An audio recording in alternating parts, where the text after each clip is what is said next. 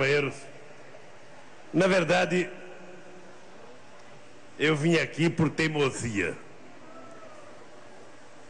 Normalmente, nessa época do ano, um presidente que vai deixar a presidência, ele já está, tigre, desacelerando o motor, porque a Dilma está esquentando o motor dela lá na Granja do Torto para entrar. Mas eu tenho algumas coisas simbólicas que eu tomei a decisão de fazer. E uma delas foi fazer uma convocação para que meus ministros trabalhem até o dia 31, a meio-dia. Porque a verdade nua e crua é que está todo mundo torcendo para a gente parar de trabalhar, para todo mundo desacelerar e já começar a pensar no Natal, pensar no Ano Novo. E eu acho que nós não temos o direito de parar antes da gente completar a nossa obra, que é governar até o dia 31 de dezembro este país. Segundo, essa obra aqui para mim é simbólica. Eu tive aqui no dia 3 de dezembro de 2004. Eu tive recebendo a ordem de serviço que tinha sido dada pelo presidente anterior e entregando uma outra ordem de serviço. Eu queria que vocês atentassem que eu estou falando do dia 3 de dezembro de 2004.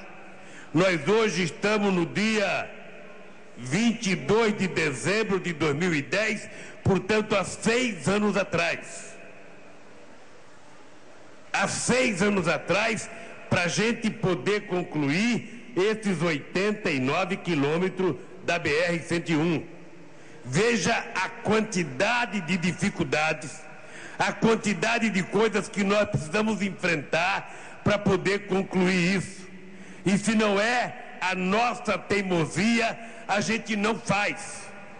Porque neste país, você tem um prefeito, um governo estadual ou um governo federal tentando fazer uma obra e você tem 300 coisas para evitar que aquela obra aconteça.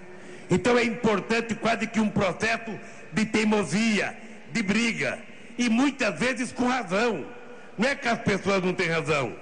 Quando os companheiros do Quilombo do Morro Alto param para reivindicar os seus direitos, é porque em outros tempos eles eram tratados como se fossem nada. Se passava por cima deles, ao invés de negociar os direitos deles.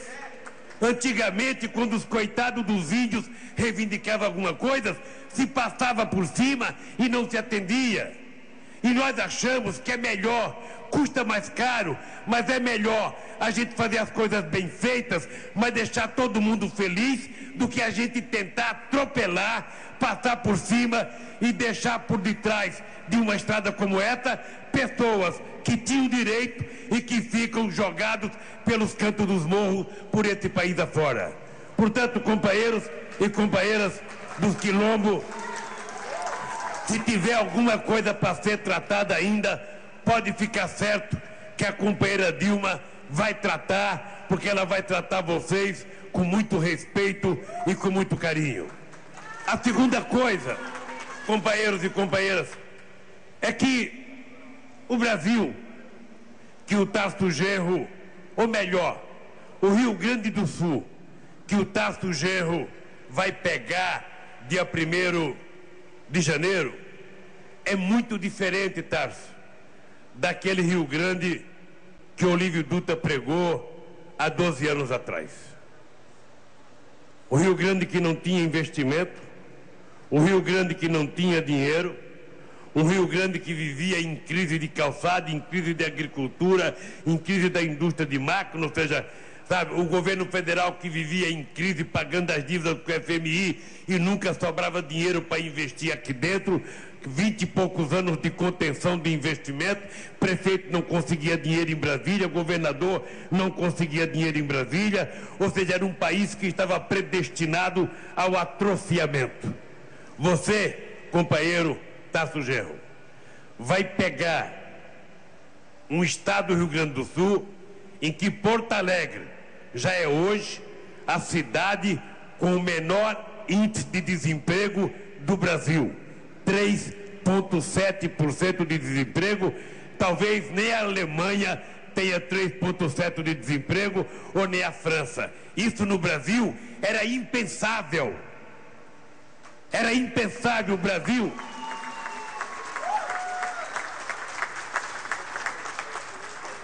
Era impensável você abrir uma página de jornal neste país e você ler que o Brasil tem apenas 5%, 5,7% de desemprego.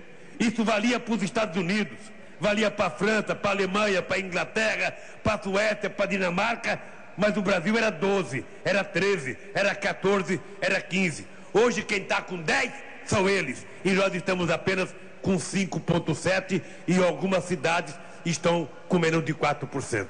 Pois bem, a gente pode considerar isso pleno emprego, porque o estado do Rio Grande do Sul que você vai receber, só no PAC 1 já recebeu praticamente 30 bilhões de investimentos públicos e privados no PAC.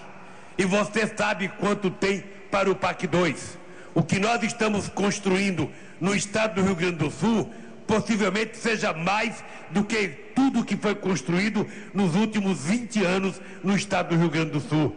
E não fazemos isso porque a Dilma é gaúcha, porque como coordenadora do PAC, cada vez que eu vacilava, ela colocava uns quilômetros a mais aqui no Rio Grande do Sul. Cada vez que vacilava, ela colocava mais um saneamento básico no Rio Grande do Sul. E eu dizia, cadê Pernambuco, cadê Bahia, cadê o Pará, cadê o Amazonas, cadê Roraima? Aí houve um equilíbrio, mas a verdade é que o Rio Grande do Sul está contemplado. Um conselho que eu vou te dar, companheiro, que você fez parte do meu governo. Oriente os prefeitos do Rio Grande do Sul a fazerem projeto, porque muitas vezes os prefeitos vão na marcha dos prefeitos, choram, pedem dinheiro, mas quando você vai atrás, eles não têm projeto. É preciso fazer projeto. Quem tiver projeto, não faltará dinheiro. Quem tiver projeto, não falta dinheiro. O projeto é uma coisa muito importante porque ele mostra para quem está governando o país de que aquele projeto é sério e o dinheiro sai. Hoje, se vocês olharem o Brasil, vocês vão perceber que das 3 hidrelétricas construídas no mundo hoje, as 3 maiores estão no Brasil: Santo Antônio, Jirau e Belo Monte. Se vocês olharem hoje a maior quantidade de ferrovia que está sendo construída no Brasil, quase 6 mil quilômetros, vocês vão perceber que é no Brasil a maior quantidade de ferrovia que está sendo construída. Se vocês olharem em que parte do mundo está sendo construída as maiores refinarias do Brasil, está sendo construída exatamente no Brasil 5 novas refinarias. Se vocês olharem qual a empresa de petróleo que mais está investindo dinheiro no mundo hoje, vocês vão perceber que é a nossa querida Petrobras, que está investindo 224 bilhões de dólares para poder tirar o petróleo do pré-sal. É importante lembrar que quando nós entramos no governo, a Petrobras valia menos de 15 bilhões de dólares no valor de mercado. E hoje a Petrobras vale 215 bilhões de dólares. Algumas vezes quase que 20 vezes mais do que ela valia há um tempo atrás. Isso porque teve investimento. E isso porque Deus resolveu passar pelo Brasil e deixar o pré-sal para a gente explorar um pouco. Companheiros e companheiras, a minha vinda aqui é uma vinda quase que de birra. Eu tinha que inaugurar esse túnel. Eu estou para vir aqui há 1 ano, há 6 meses, há 4 meses. Eu não vou contar para vocês as brigas que eu tive com o companheiro Ideraldo. Quantas vezes eu falei palavrão para o Ideraldo? Quantas vezes eu esmurrei a mesa com o Ideraldo? Quantas vezes eu briguei com o Paulo Sérgio? Quantas vezes eu briguei com o Alfredo? Porque toda reunião eu perguntava, e o meu túnel? Ele não se lembra mais, mas eu vou provar para ele que está anotado. Eu tenho um comando, toda reunião minha tem alguém que anota tudo que eu faço para depois eu cobrar deles. E vocês ouviram falar da história da perereca, sabe?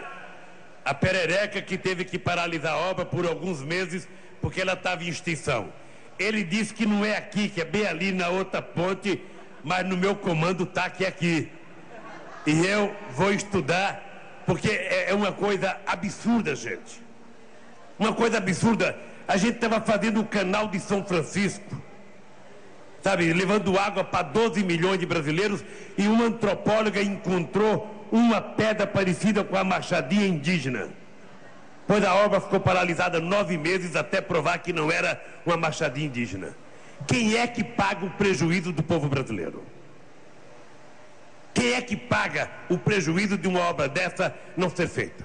Então, a minha vinda aqui, eu queria cumprir o meu compromisso de andar a pé nesse túnel. Dei um banho nos meus amigos gaúchos, todos vieram com a língua para fora. Eu imprimi um ritmo à la Ronaldão, muito rápido.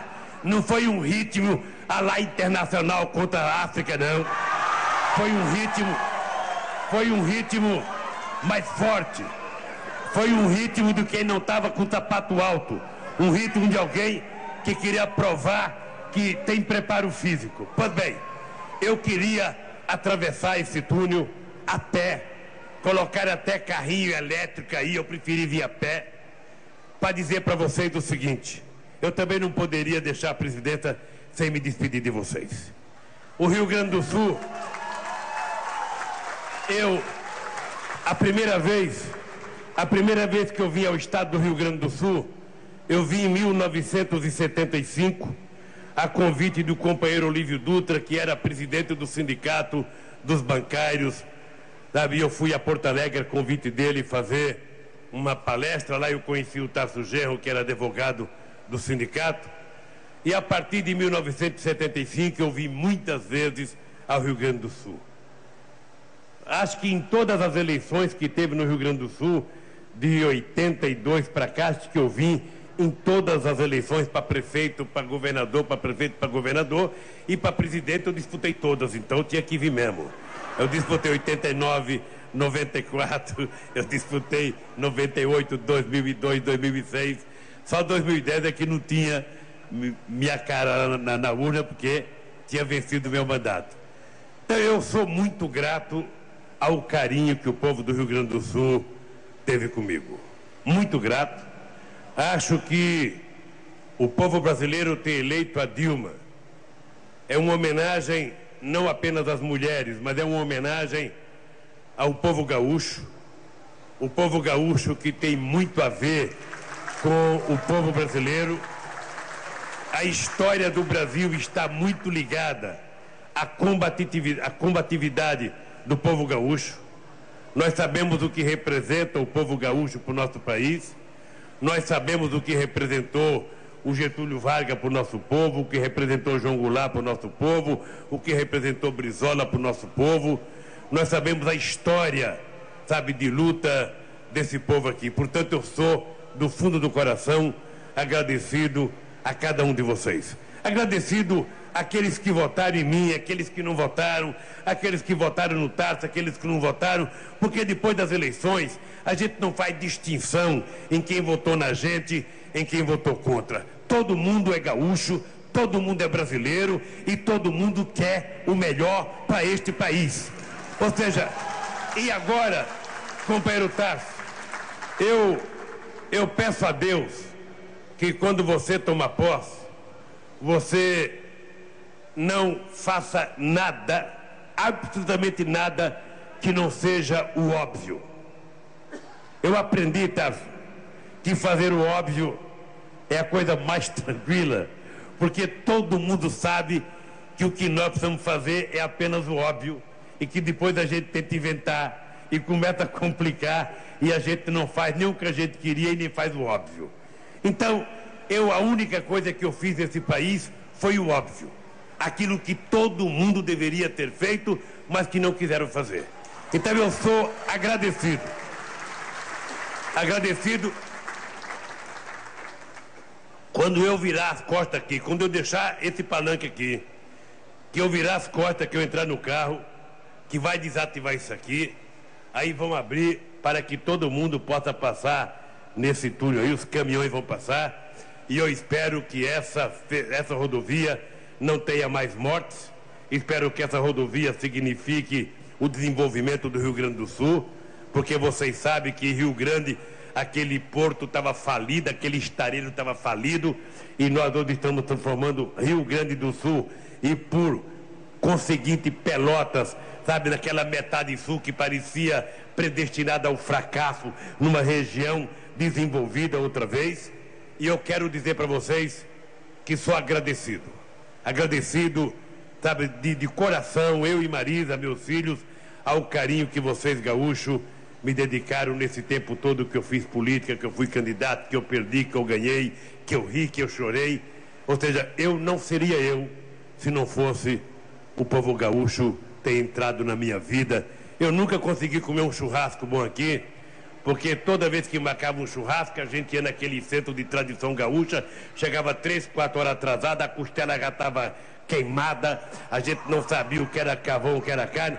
Eu espero que agora o Tarso governador, a primeira vez que eu visitar ele no palácio, ele me faça um churrasco digno de um ex-presidente da República. Gente, um abraço, até outro dia, se Deus quiser, e vamos ajudar o companheiro Tarso e ajudar a companheira Dilma a governar o Rio Grande do Sul e a governar este país, porque nós precisamos de governos como eles. Um abraço, gente.